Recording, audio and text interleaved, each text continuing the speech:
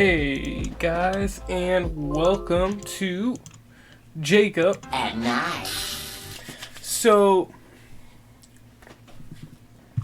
today we're going to get into a couple things. We're going to talk about the UFC, we're going to talk about the NFL, we're going to talk about the NBA, mainly going to focus on the NBA and the UFC today, but the NFL, we're going to touch on the quarterback movement and everything going on there. Something that I'm also going to do throughout the podcast probably is kind of just go through some raids, try and do some in the time being. I'm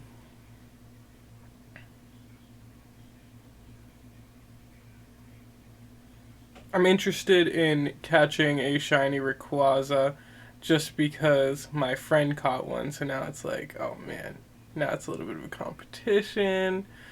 But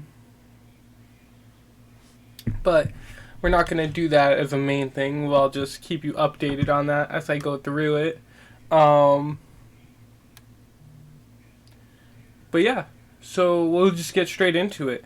The first big thing we're going to get into today is a fight that I'm very excited about personally. It's something that I have been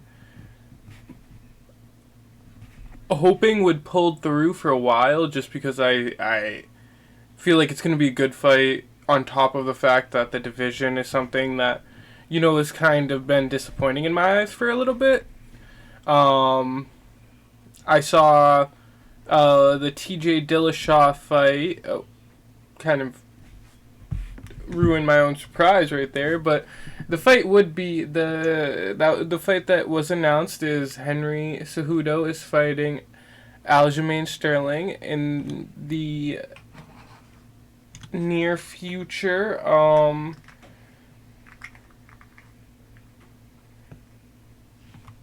But what we were talking about was how the division's kind of been a little bit of a mess with the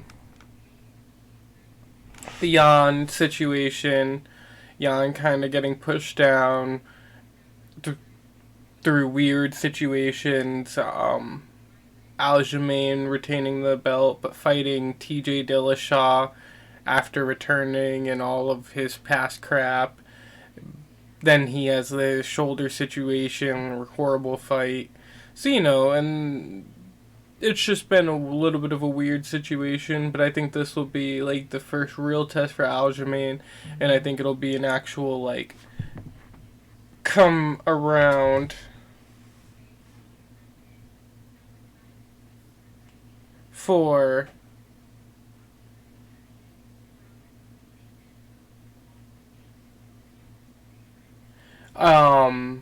Aljamain if he wins, but I think Henry Cejudo is going to be like a real monster when it comes down to it.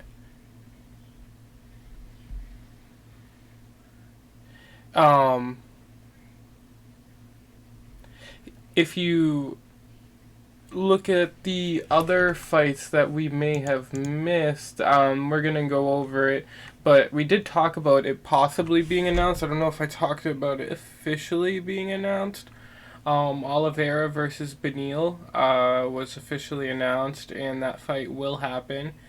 We're going to definitely go into that a little bit and kind of explore it and test the waters with what we think.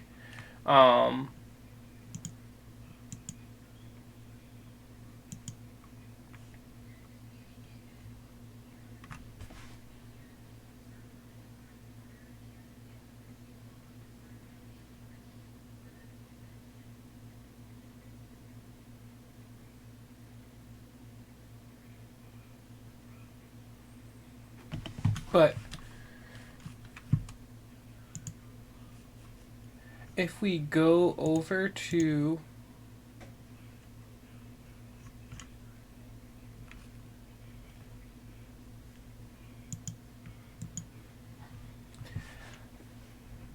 check out the Aljamain and Cejudo betting line.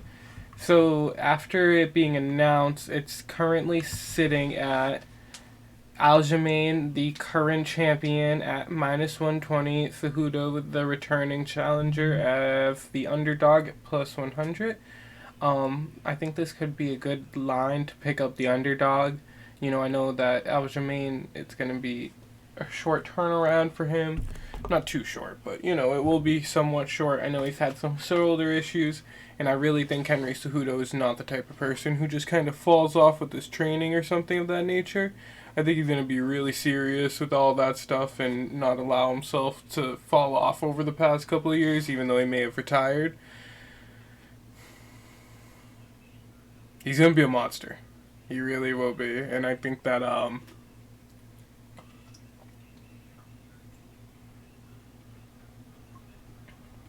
this is a good opportunity to take him. I think that if it goes down a decision, I think that he has the ability to kind of have the wrestling advantage. He has a striking advantage, in my opinion. I think the combination of the two is in his favor, so I think that that's a big thing. Because I think that if you can have enough of a advantage in both of those, is really all you need to control the fight in the UFC. I'm a little bit worried about Aljamain's Brazilian Jiu-Jitsu against Cejudo, but he has faced significantly better Jiu-Jitsu fighters in the past, and he has been pretty successful against them. His anti-Jiu-Jitsu or his wrestling works decently well, and he has, like we said, enough striking ability to kind of ground and pound his way out of certain situations. He is a bit older. I don't think it's enough to make enough of a difference. I think that it's worth taking the underdog in that one at +100. So we are definitely going to do that. We're going to lock that one in.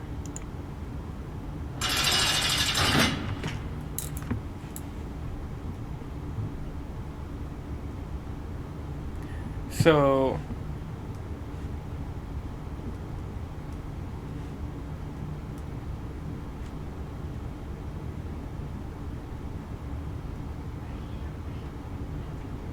we are also going to talk about the Oliveira versus Beneil. I don't know if we talked about that in a previous episode, but we're gonna re-explore it here if we did. I'm kind of worried about Charles Oliveira, and I definitely know I said this in a previous stream at least, that he took this fight, I think, to kind of give himself something to do to prove that he deserves another title shot, but going up against a real contender like Beneil, who's extremely motivated to get that title shot and is on such an important win streak, I didn't know how much it was a great move for Charles when I thought he could get the title shot without having to do something of that nature. He could just wait for it. But, I understand that he's just not built like that, and he's going to go in and he's going to fight his fight.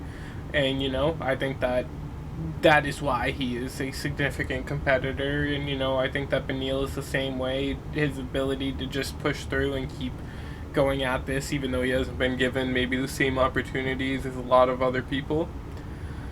He's definitely a monster too. But I do think that Charles is just, his record just proves more. I have to take Oliveira for two reasons, and we're gonna pull up the betting line right now. It might have moved a little bit. So we have Charles Oliveira at +100 is the underdog, and Beneil at -120 is the favorite.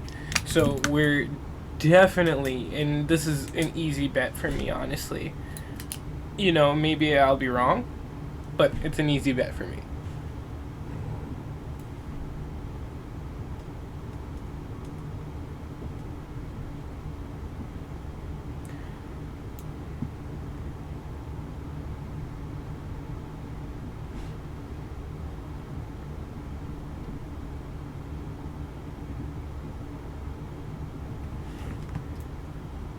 So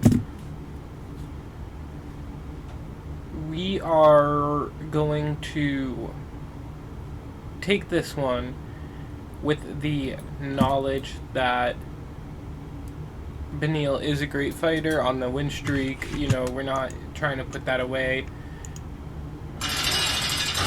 Lock that bet in.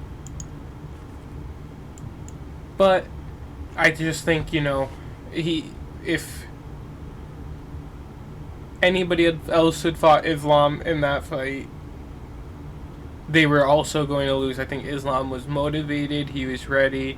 He was at the best of his game. You know, he had not really taken much damage up until that point compared to a lot of other fighters in the division. And not that that makes a huge difference, but just in terms of he's going into this with not a lot of other fighters having kind of come at him in given him significant injuries or given him, you know, any reason to really have concern at this point, and that hurts and helps him. I think that Beneil, I don't know if his striking really is going to be able to take a significant step over somebody like Charles, and even if it does, I think that when it comes to coming to the ground, they're both going to be really great, but I think that Charles Oliveira will have the slight advantage, seeing that he's fought higher. He's fought every style of fighter and been able to get very significant results from submissions and Brazilian Jiu-Jitsu, whereas obviously Beneil has a significant record in Brazilian Jiu-Jitsu, but I don't think I've seen his Jiu-Jitsu applied as much, I guess. He's more of an all-around kind of fighter.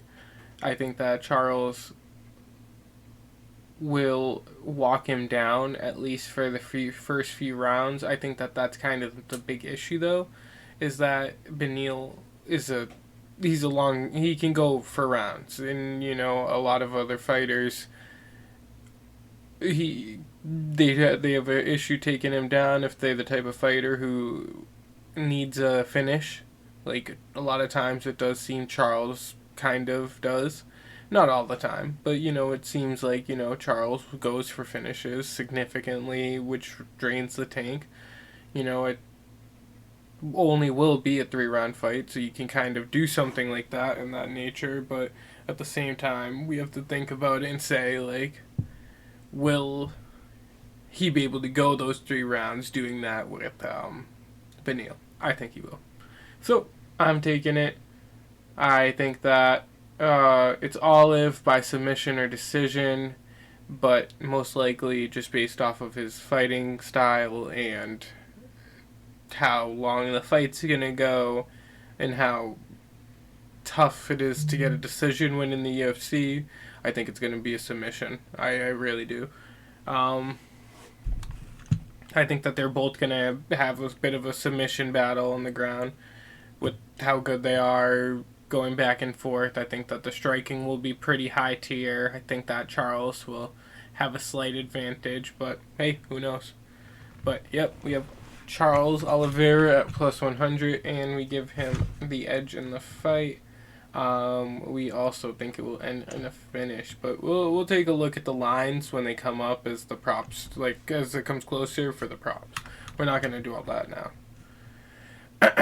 So,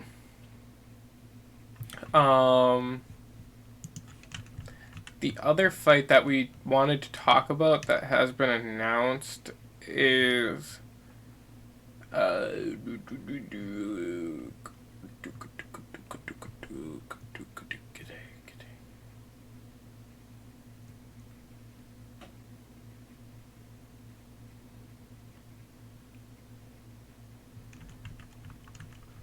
it is coming up soon. I know what fight it is. I'm just trying to find the betting line for it.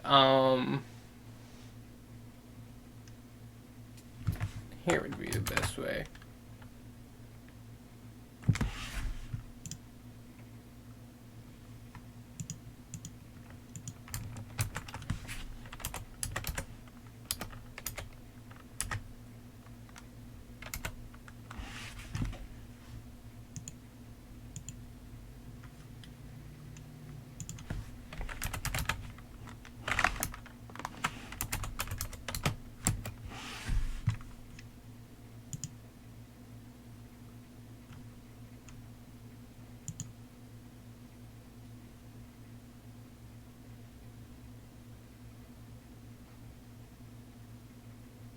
So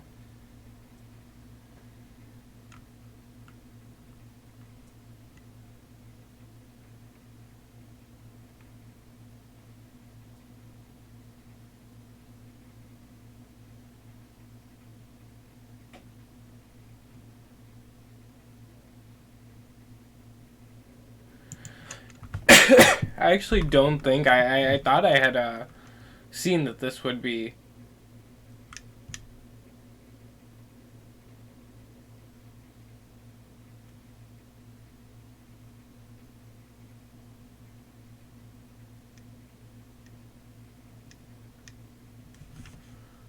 Yeah, so it seems like it will be. The fight is Peter Yan versus Merab Devashishvili. I shouldn't even have tried that. But I'm very interested in Peter Yan. I'm interested in how his career goes for the rest of the time in the UFC. I feel like he's been kind of screwed, so, I just want to follow his career and kind of give him a little bit of hype when possible. But, yeah. He will be fighting soon. I hope he pulls out the victory. I'd like to see his opponent a little bit more before it happens. But I don't know if it actually is happening. I don't see any betting lines for it or anything really about it, but we'll see. As it comes up more, we'll actually talk about the bets for that.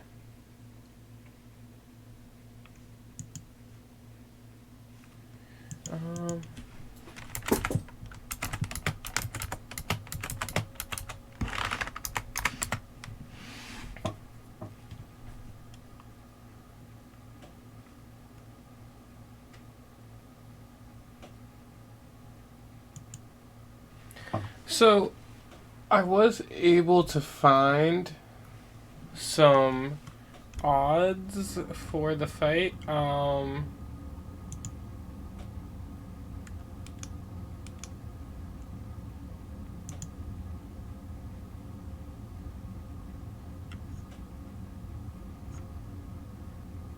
Peter Yan's coming in as favorite at minus 175. So yeah, I think if the fight comes up on DraftKings, we're going to bet that. We're going to just do the minus 175 or whatever comes in at minus 110 and just kind of take it and run. We'll have Yan in, even though he's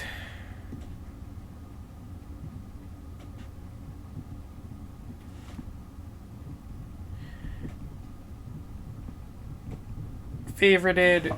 It just seems like an easy one for me. I think he's a beast. I think anybody except for extremely high tier talent is gonna struggle to do anything against him. I think his striking, his wrestling, everything is extremely good with him. We're gonna lock in that Yan bet, even though we can't do it yet. Once we get DraftKings pulling that up, we'll have it done.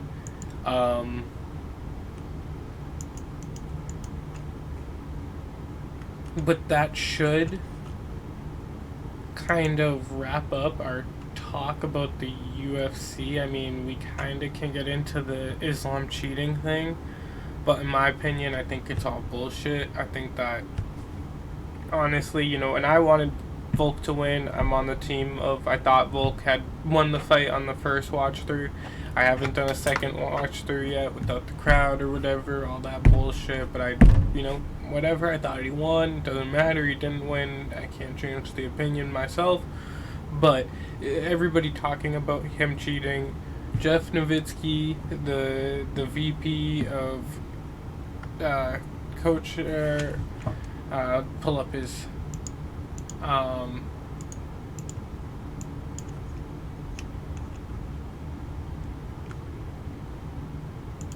pull up his page again. UFC Senior VP of Athlete Health and Performance stated there is no credible evidence Islam Makhachev used IV at UFC 284. This was February 20th, 2023. This was after a decent amount of the stuff that's come out from what they've said. These Australians have came out with no evidence. It's just looking sad, annoying, and fucking bullshit at this point. And nobody wants to see it. Nobody wants to hear this crap about how he used the IV. Islam put up a great fight. Volk put up a freaking awesome fight. Why do we have to go and ruin it with all these bullshit claims from people who have bullcrap careers in the UFC compared to what these two dudes are doing right now? Tell your manager to shut up, Volk. You lost. Whatever, tell these other dudes to shut up about Islam. He obviously did not cheat. You guys, lost fair and square by the UFC standards. I think we should all accept that. Volk all the way, but that's bullshit. At least bring up evidence. That's all I gotta say. That's it. So the last UFC topic we're gonna talk about before we pop off this subject actually will be the Jon Jones versus Gane fight.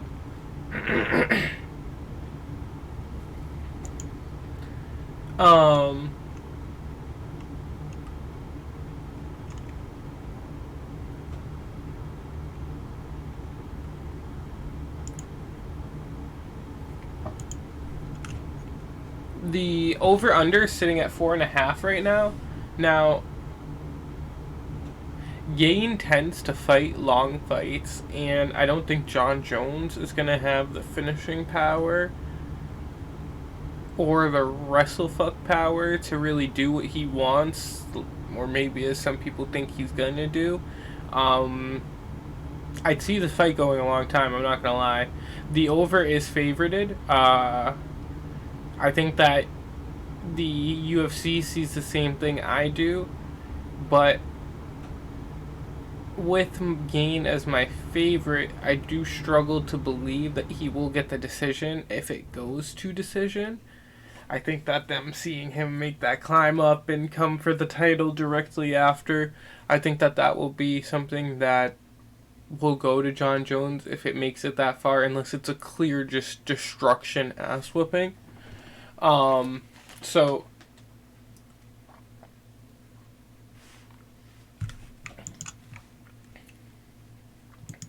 even though it's favorited, I am going to go with the over 4.5. I have a good feeling that this fight is going to take a bit, just because I think it's going to be a decent amount of striking, but a lot of two guys struggling, going to the ground, not wanting to get punched by the power that both of these guys probably will have.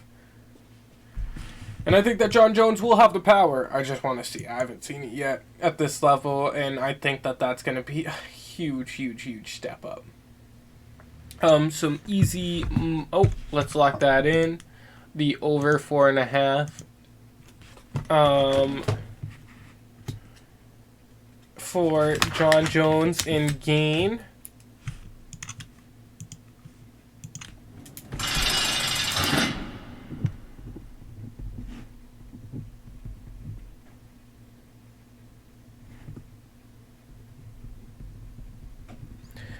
So the other prop that we were looking at for that was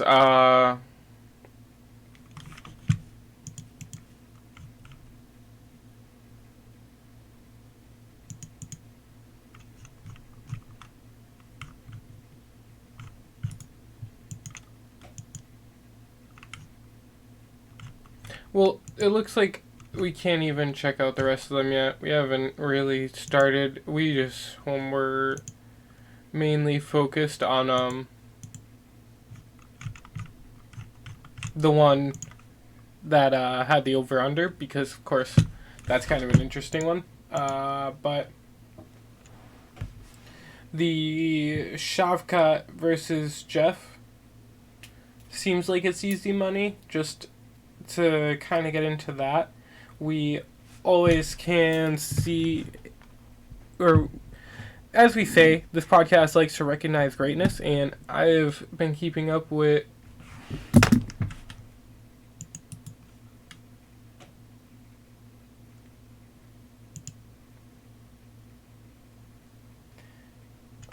the Nomad, and honestly, I think he's great. I really want to see him succeed.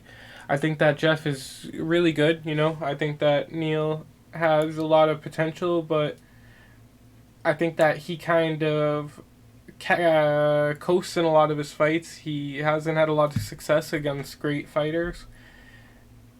I want to see how he does against somebody as dominant as Shavkat, but like I said, I think that Shavkat should win it. I have him having success in both aspects of the fight, and he's just a monster. So I'm going to take Shavkat as favorite.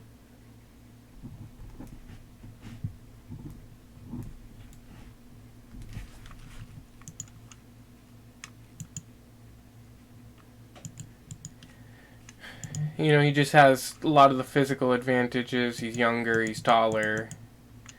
He has the win streak going, obviously. I think all those things really matter in the UFC right now.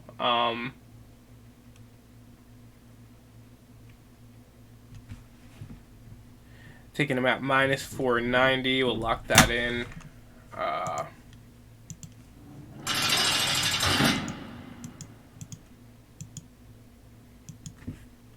Then we'll track all these and we'll keep our UFC record after this. We'll start keeping a UFC record. And I'll keep that updated with the show. And that should be pretty cool.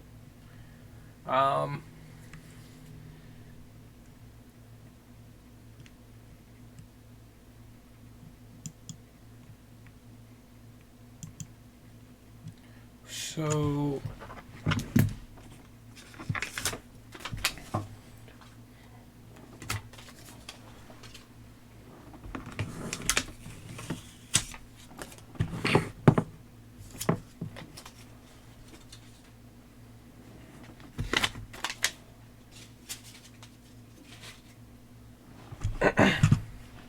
alright. So now we can jump into the NBA. It's kind of cool, but Westbrook has been traded to the Clippers. We kind of talked about the Clippers going to the NBA Finals this year and making it out of the Western Conference. This can kind of be something that affects that and affects the outcome of the Western Conference Finals, to be honest. I know that's kind of dramatic, but I truly believe that Westbrook will be a little bit of a issue when it comes to this team winning. Not that he isn't capable of it. He's obviously been to the finals before, but at the same time, he has seemingly been incapable of doing it without players that are of a very high pedigree, and I'm not saying that he's not going to have that here, but he's now older without playing like he is. I don't know how much he accepted his role in LA. Maybe he will now a little bit more, but at the same time, I don't know how much it was worth it to go and get something that will be distressed towards the end of the year, most likely anyway, in the same way that the Mavericks got Kyrie, but I think it made more sense based on their star players' desire for a co-star. I think that the Mavericks will regret that decision much, much less than the Clippers will regret getting Westbrook. I think that their trajectory going into that decision is more altered than the Mavericks' trajectory after getting Kyrie Irving. I think that they are improved, as I've said before, but they're of course improved, but I don't know how much. I don't know how much the Clippers are going to take a step up, and I'm going to have to rethink my decision after I see the Clippers play with Westbrook.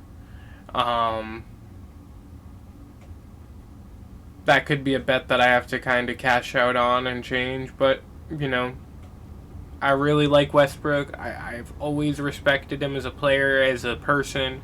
I have no reason not to. I just think that, I don't bet. on Westbrook. Teams that have Westbrook on it. It's just something that I wouldn't do as a person that has, been a fan of him and watched the NBA for as long as I have. I just never been able to build that confidence in him, and it's definitely not now that I'm going to start to develop it. So something that we were going to talk about, but I think we're going to talk about it mostly next week, is the MVP discussion, who we have going to our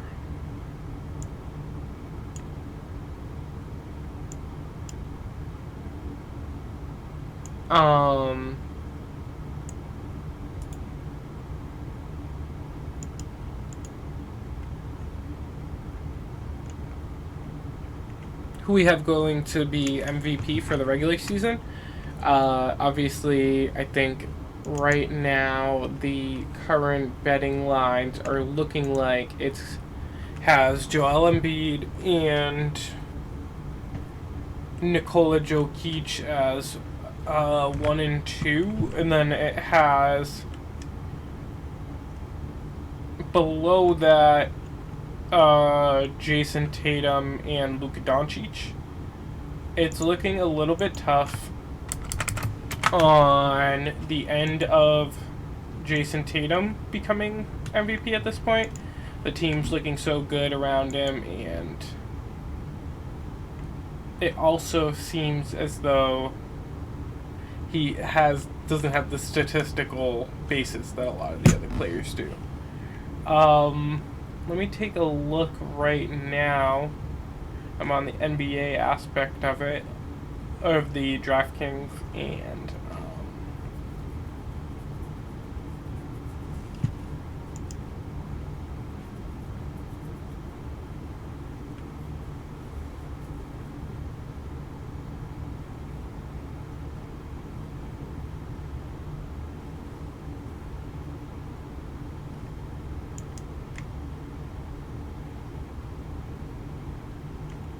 we're gonna find awards. Here we go.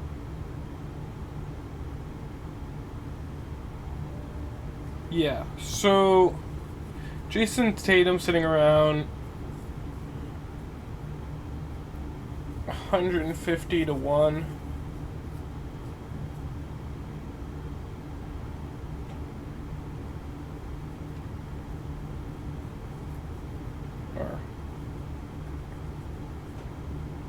Plus 1,500 odds. It's not looking good for him. I think that at the end of the day, he's gonna end up losing this one. He did move ahead of Luka, it seems, though, which is pretty cool. That's always just a good thing and not necessary argument. Giannis is obviously doing extremely well this year. He's number 3. Embiid is number 2. Something we're going to be interested heading into the end of the year and maybe betting on will be Missoula as Coach of the Year. That'll be interesting right now because towards the end of the year there's obviously a lot of resting, and the Celtics have to do a lot of resting themselves, so that might alter his ability to win Coach of the Year, but we'll see how it goes. We'll see how they kind of handle this. I'm a little bit worried about the Suns, though, going into this, with all the injuries. I'm just worried that if this year they can't play as a unit enough before the end of the season, they won't have enough chemistry that it will be any different than what we saw with the Nets. I think that at the end of the day, obviously, they'll have a lot more talent than what you saw in the Nets. I truly believe that. But I think that that's not going to be what matters when it comes down to it. They're going to be playing a lot of great teams, and I think that they'll be able to handle it. But at the end of the day,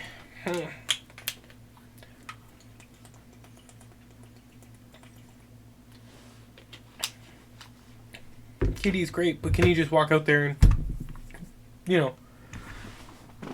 put down some of the greatest teams in the NBA right now. I don't think so. I don't think he's been able to do that for years. Matter of inches on the foot, but at the same time, could have been completely different in different situations where he had won more or something of that nature.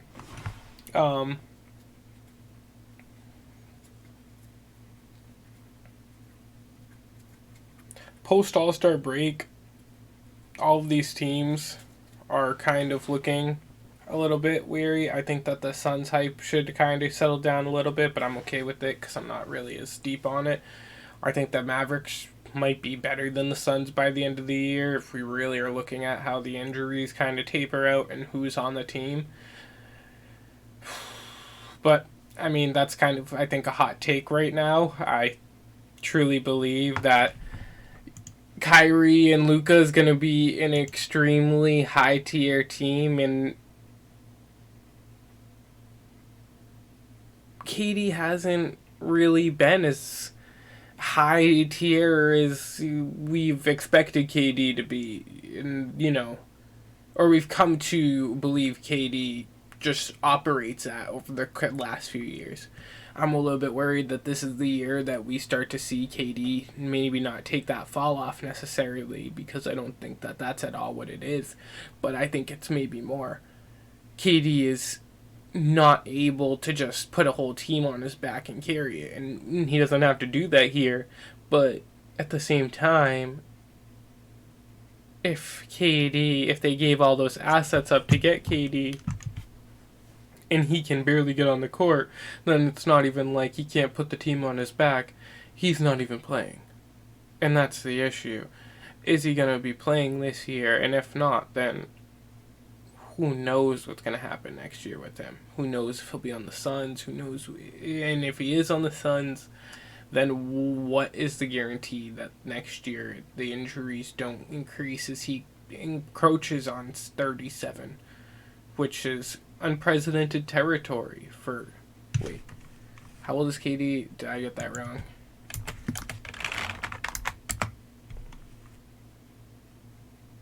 Yeah, he's encroaching on 34, 35, 36, 37. As he encroaches on ages that are unprecedented for a big man, he's gonna get, less likely to play full seasons, and he already struggles in that territory. So I'm a little bit scared about what that team will look like. I have more hope in the Mavericks, as in my opinion. I think the Clippers are gonna be good.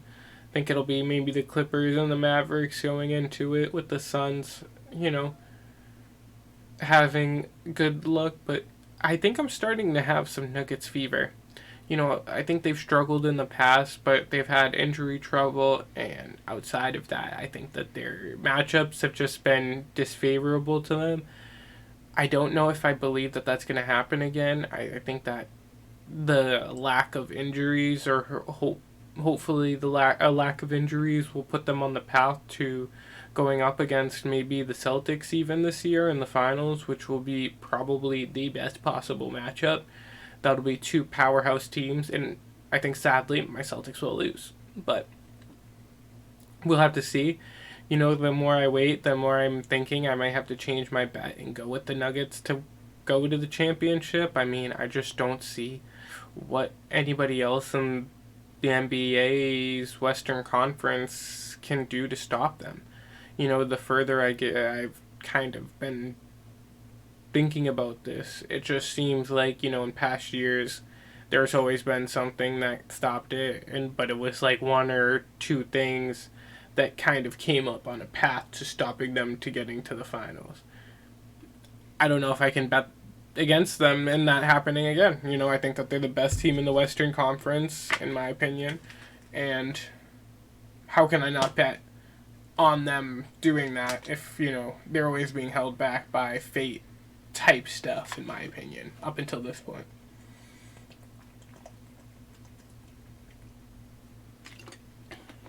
And they may be better now than they ever have been. So, Nuggets, high on them, high on the Nuggets.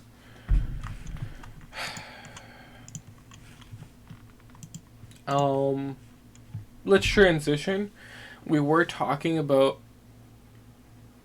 the Jets in what they were going to do with their quarterback situation recently. That's pretty big for us because obviously with the Patriots, we don't want to have a situation where their quarterback decision affects our ability to completely operate in this division. I think that if we have two teams who are a step above the Patriots, it's just going to be completely impossible to do anything in terms of getting out of this conference or this division. But, I mean, anything's possible.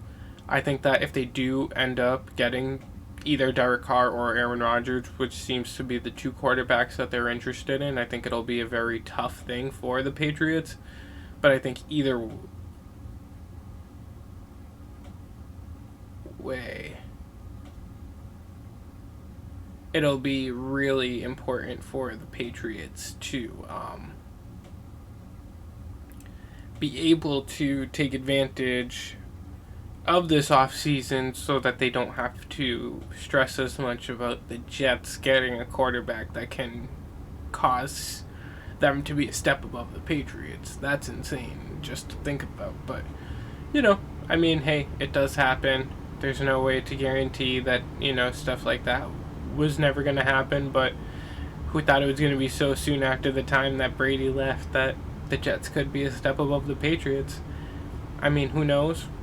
Maybe with Derek Carr they aren't, but with Zach Wilson, they were just below the Patriots, if not even with them on some of those nights. And in this season, if they pull in Aaron Rodgers, they will be a step above, and if they have Derek Carr, then they'll be even. I'd like to see how that goes. It'll be an interesting team, an interesting year for the Patriots if two teams are just significantly more competitive than you are for the playoffs and a spot in the playoffs. But maybe you guys will be better this year, significantly better, but I just don't see the roster spot changes yet that dictate that will happen. Maybe they will. But they are waiting on Rodgers to make a decision after his darkness retreat. So we'll see if that our pick for Rodgers to go to the Jets pays off, or if they end up going with Carr, which I think won't be too horrible for them. They seem really interested in him. They have a lot of glowing praises for him from reports, and he is a decent quarterback, so I don't doubt it. But it seems like, we've had a pretty decent go of it. We are gonna push off our MVP conversation, which is gonna be a decent chunk of this episode, to next week. Just made more sense based off the bets we were placing and everything. We don't need to do too much more. So I will definitely pull you in next week. I'm training still for Grappling Industries, a tournament in April. I'm going to start going to a gym up in Nashua next week or this week, and then I have my normal classes. Pretty excited for all that. Been getting better, been working on my arm bars and my triangles, getting pretty good at them. Been snowboarding a little bit. Getting ready for the snowboarding after the snow today. Pretty awesome.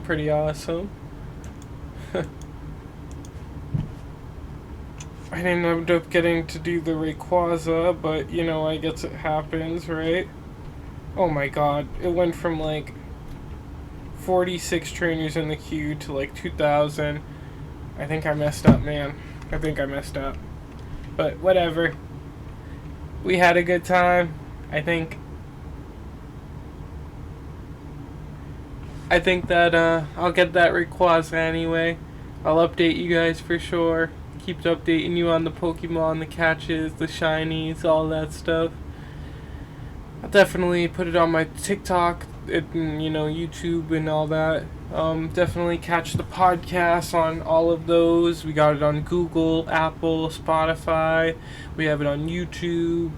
You can catch the video version on Spotify and YouTube. You can catch the audio version on all of those and more. But yeah, thank you guys so much for listening. Please like, share, and subscribe. And then later on, we can interact and, hopefully the show can grow with you guys.